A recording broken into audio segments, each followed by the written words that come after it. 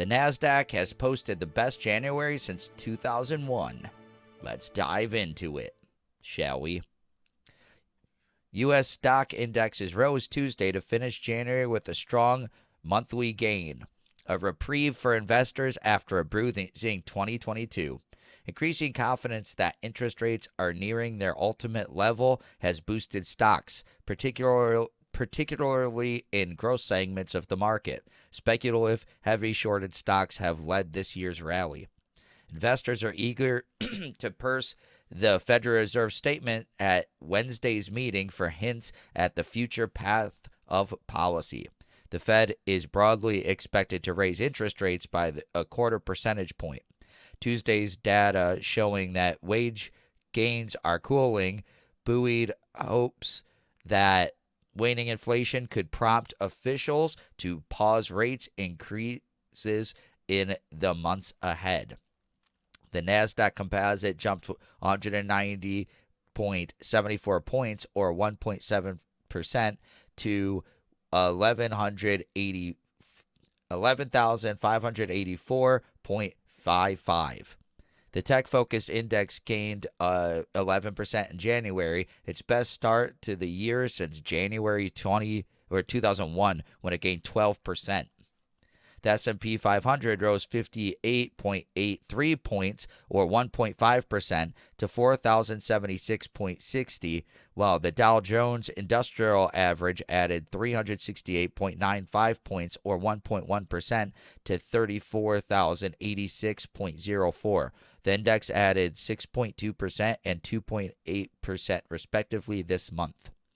Many investors are hoping the old Wall Street saying that as it goes in January, so goes the year proves true. History is in their favor. The NASDAQ has averaged a 14% rise through the rest of the year after gaining 10% or more in January, according to Dow Jones market data. Of course, the dot-com bubble of 2001 was a different story. The index fell 30% in the following 11 months. With unemployment at 3.5% and the economy still adding more than 200,000 jobs per month, it's way too premature to suggest that the Fed's work is done, said Hans Olsen, Chief Investment Officer at Fiduciary Trust Company. Investors' expectations are getting a bit ahead of themselves. We're in the early stages of normalizing inflation. The last 100 yards will be tough. Investor optimism is salient in derivatives market. Wagers show the federal fund rate reaching 4.9% by June, with 2 rate cuts expected in the latter half of 2023. Volatility in Eurodollar options, used to bet where central bankers will take interest rates, slipped to its lowest level in roughly a year. That was before the Fed began upping the policy rate. Meanwhile, central bankers have held the line on maintaining restrictive policy. The latest forecast showed Fed officials expect rates to reach 5.1%, and Chairman Jerome Powell has dismissed the possibility of cuts this year. Yeah, I doubt they're going to happen this year. The market narrative is very much Goldilocks at this point, according to Mr. Olson. The bond markets, treasuries, have soared while yields have dropped to reflect Wall Street's bets that rates are nearing their peak. The yield on the benchmark 10-year Treasury note fell to 3.513% from 3.550% on Monday, dropping 0.3 of a percentage point this month. The 2-year note yield, which is highly sensitive to monetary policy expectations, slipped to 4.211% from 4.259%. Its nearly 0.19 percentage point drop in January is the largest monthly decline since COVID-19 rattled markets in March of 2020. Money managers are tracking corporate earnings for guidance on inflationary pressures facing businesses and their expectations for how the economic backdrop will affect profits.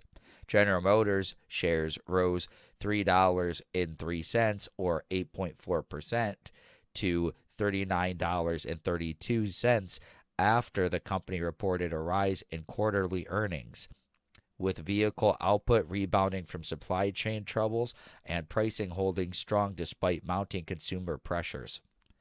Shares of Caterpillar fell $9.21 or 3.5% to $252.29 after the equipment maker's profit missed expectations.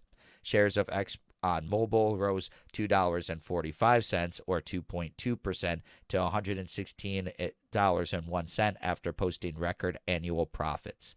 While McDonald's said price increases and promotions boosted sales. Warnings that inflation will continue to pressure its businesses helped drag shares $3.49 or 1.3% lower to $267.40 per share.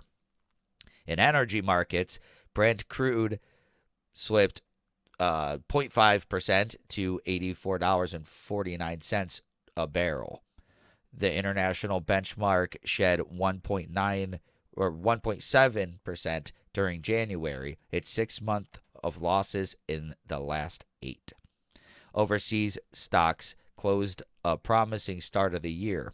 The Pan-Continental Stocks Europe 600 fell 0.3% on Tuesday, but rose 6.7% in January, its 3rd month of gains in the past 4. Germany's DAX index rose 8.7% this month, now off just 7% from its record high set more than a year ago. In Asia, indexes declined but retained strong monthly performances.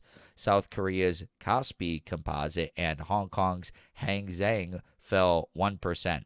Japan's Nikkei 225 and China's Shanghai Composite each declined 0.4%. All 4 indexes gained more than 4.7% in January, led by Hang Seng 10% rise. Hong Kong stocks 49% gain over the past 3 months is their best since 1993. Wow. That's pretty crazy. Yeah, so the economy seems like it's trash right now, but, I guess the investors, they think good things are coming. I don't know, though. It's interesting that they're all like, oh, look at this. They're going to end rates, but their rate increases. I don't think so. I think they're going to increase more till the end of the year. Inflation, they're acting like inflation has stopped. Inflation has not stopped. People want to pretend like it's getting better and stuff, which it probably is getting better, but it's still horrible out there. As like everything that I read about what Americans are saying, they all notice it. Investors apparently don't. But what do you think? Do you think the rates will end, the rate hikes will end soon and they'll stable off and lower, and yeah, the economy will get back to a more stable spot? Or do you think it's going to be continuing to get worse until it gets better?